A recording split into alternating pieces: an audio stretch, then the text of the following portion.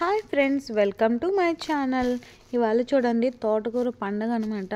నేను మొన్న చూపించాను కదా తోటకూర, రెడ్ తోటకూర బాగా వచ్చింది అని చెప్పేసి. అది ఇవాళ హార్వెస్ట్ చేశానండి కొంచెం పెద్ద అయిన తర్వాత. అవి చాలా వచ్చిందనమాట. ఇవి మా చెట్టు కనకాంబరాలు. మా యానివర్సరీకి మా హస్బెండ్ ఇచ్చారనమాట నాకు కనకాంబరం చెట్టు కొని తెచ్చారు. దానికనమాట తెగ పూలు పోస్తుంది. రోజుకి ఇన్ని పూలు అయితే వస్తాయండి. ఒక 3-4 డేస్ పెట్టుకుంటే కొంచెం మంచిగా దండ అవుతుంది అనమాట. అట్లా పెట్టుకుంటున్నాను. నేను ఇక్కడికి వచ్చి 3 ఇయర్స్ అవుతుందండి. ఈ 3 ఇయర్స్లో ఇవాళేనమాట నేను తోటకూర తినడం. ఇక్కడ ఇండియన్ స్టోర్స్లో ఒకసారి తీసుకుంటే అది అస్సలు బాగాలేదనమాట.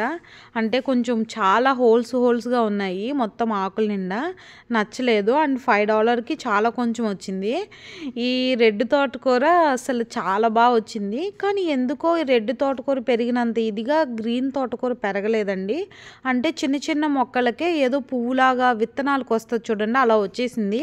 దాన్ని ఎలా పెంచాలో మీకు ఏమైనా టిప్స్ తెలిస్తే నాకు కూడా షేర్ చేయండి. అండ్ ఈ రెడ్ తోటకూర మాత్రం చాలా బాగా వచ్చింది. దీంతో నేను ఫ్రై చేశాను. అసలు నమ్మరు, చాలా చాలా బాగుందనమాట. అండ్ ఈ కనకాంబరాలు అయితే మా చెట్టి ఈ 2 రోజులు దాచిపెట్టి చక్కగా మాల కట్టుకొని పెట్టుకోవాలన్నమాట. Please like, share and subscribe. Thanks for watching.